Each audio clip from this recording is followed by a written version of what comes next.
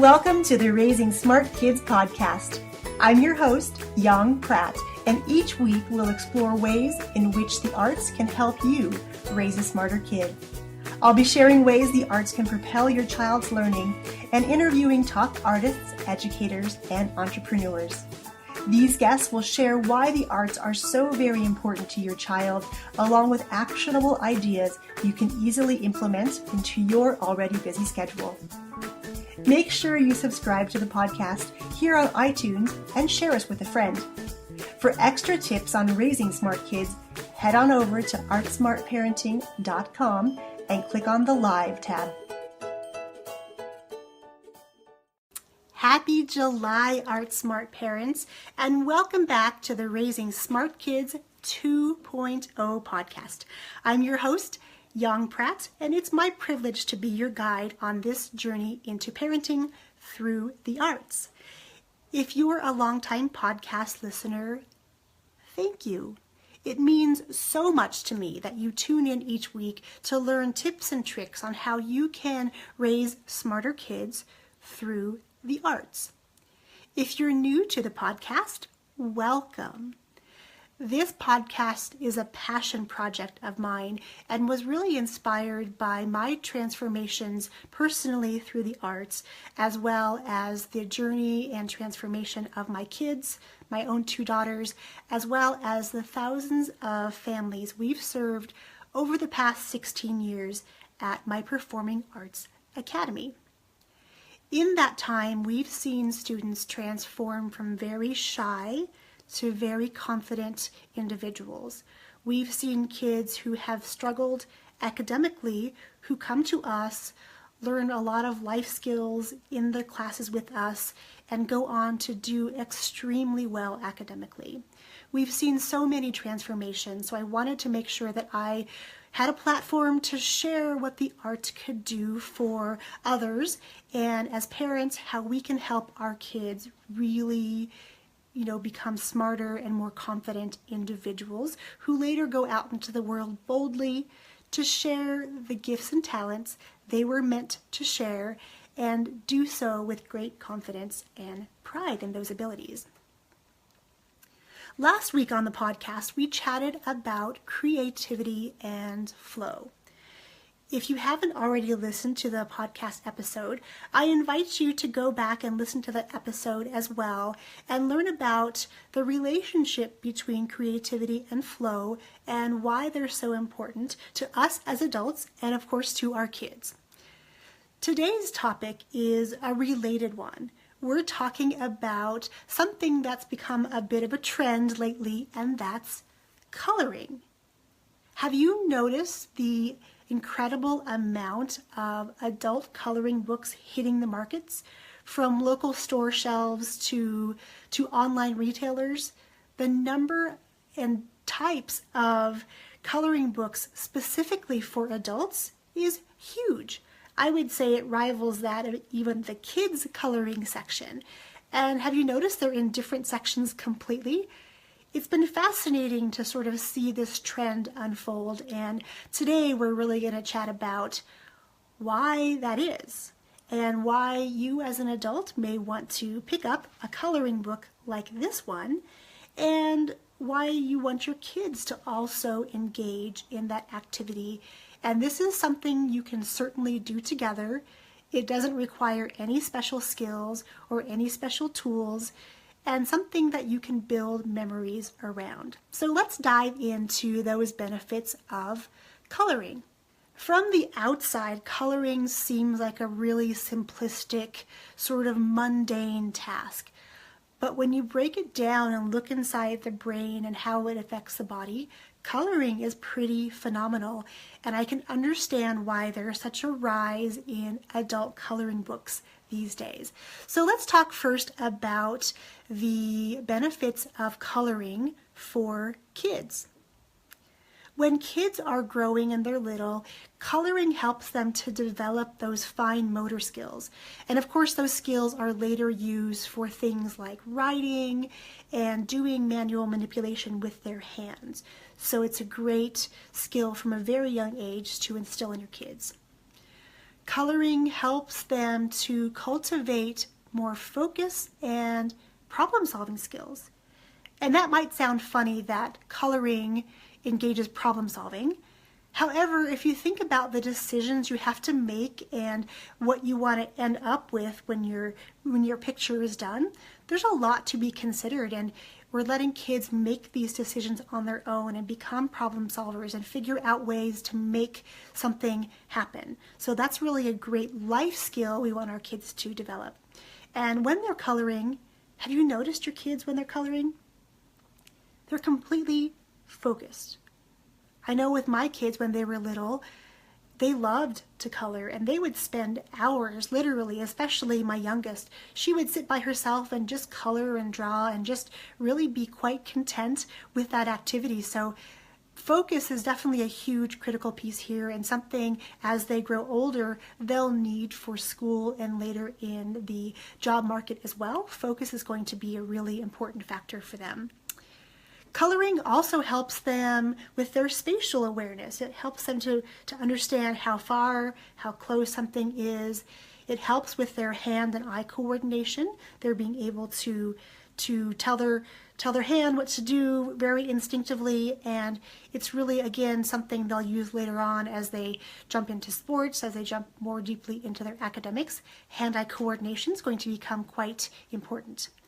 When they're really, really little, it helps with color recognition and differentiation, and it's a creative outlet for them and something they can be proud of.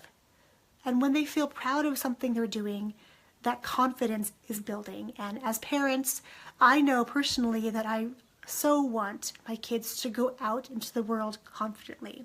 So if I can give them some skills where they're building that confidence inherently in the activity, I'm absolutely going to have them engage in that activity. As an adult, you may again think that coloring is just for the kids and it's something to let them pass the time and something that really isn't all that important or valuable. But I can tell you that using coloring for helping people to de-stress has been prescribed, if you will, since back in the late 1800s and the time of psychologist Carl Jung. He and other scientists have since really come to understand that when you're coloring, your mind and body kind of go into a meditative state. It allows us to switch off our brains from other thoughts and really focus on the moment, and teaches us to be more present. And other activities that produce this kind of meditative state are things like knitting and drawing and doing a lot of those hobby sort of things that we want our kids to be engaged in and we may enjoy as well. Coloring helps to control that part of our brain called the amygdala that controls the fight or flight response. Coloring, as we've said, really gets us into a meditative state. But when we're in that state, it helps us to be more calm, it helps to distress us, and it helps to lower our anxiety level. And let's face it, in today's day and time, stress and anxiety are pretty consistent and pretty commonplace. So here's an activity, parents, we can pick up to help us de-stress at the end of our day, or pick up when we need to really calm our minds throughout our busy work days. Coloring engages both parts of the brain. When we're thinking about things like color choices and balancing out our pictures and applying the color to the paper, we're working on problem solving and our fine motor skills, both sides of the brain. And there's not just physical benefits, there's also intellectual benefits to coloring as well, which again at first glance seems a little bit far-fetched. But when we are coloring, we're utilizing areas of the brain that help us to focus and to be concentrating. And like with kids, that's a skill that with the fast-paced nature of things these days, in the instant gratification of our society, learning to be focused for a little bit longer and to concentrate for longer than 30 seconds is challenging.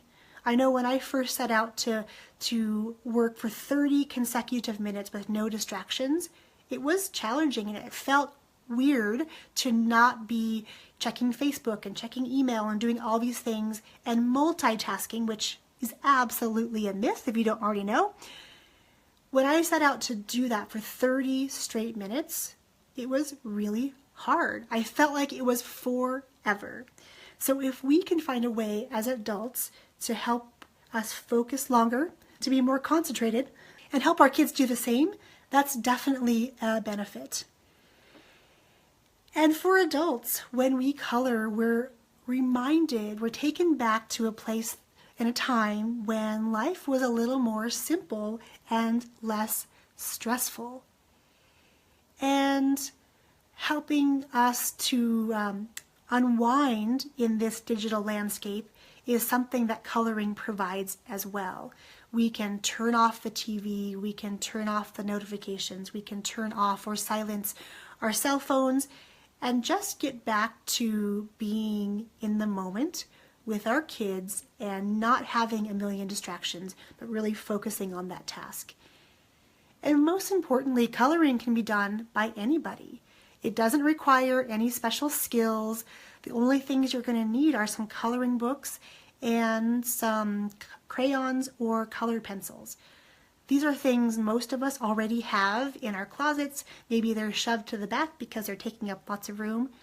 Pull those things back out, bring them to the forefront, put them on display, and allow your kids to engage in coloring as a way to de-stress, as a way to reconnect with you, with the present moment, and really for us as parents, use it as a way for us to create memories with our kids, to be present with our kids, to teach them that it's important to spend quiet time and reflective time each day so that we can renew and refresh our minds and bodies.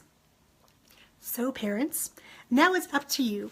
Go out there, grab a coloring book like this one or others, or head to the internet and search up adult coloring book or adult coloring pages and print them off at home and go get busy. Grab your kids, grab those colored pencils or crayons, head outside, go into the backyard, create a sacred space within your house, and spend some time coloring together. So there you have it, Art Smart parents, the benefits of coloring for you, your kids, and really your entire family. If you do need more help finding ideas and activities for your kids during these summer months, I've put together a free resource for you of my top 60 low to no cost boredom busters. You can grab that over at artsmartparenting.com/boredom. I will catch you again next week for another episode of the Raising Smart Kids 2.0 podcast. Cheers. Thanks for tuning in to the Raising Smart Kids 2.0 podcast. To really accelerate your ability to unleash your child's superpowers and raise smarter kids through the arts, we're creating loads of new resources, ways to connect, and ways to celebrate your successes. You can join our free Facebook community by visiting theartsmartparent.com or just search up Raising Smart Kids 2.0 on Facebook. I look forward to seeing you inside our community.